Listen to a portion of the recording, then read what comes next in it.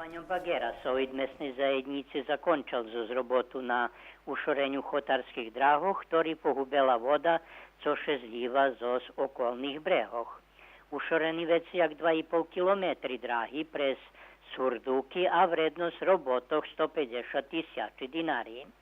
Vekšu časť sredstvoh vydvojela lokalna samouprava zo opštinského budžetu a menša časť zo mesného samodoprinosu, jak nahlášal Dejan Bobaj, predsedatelj Sovitu mesnej zajednici Bikić.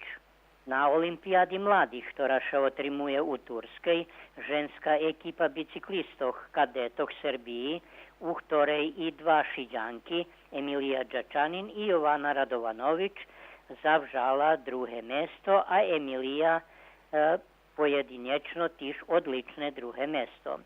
Oni členi bicyklističnog kluba Jednota zo Šidu, ktorý teraz s Aleksandrom Romanom má trojo reprezentatívcoch Srbiji.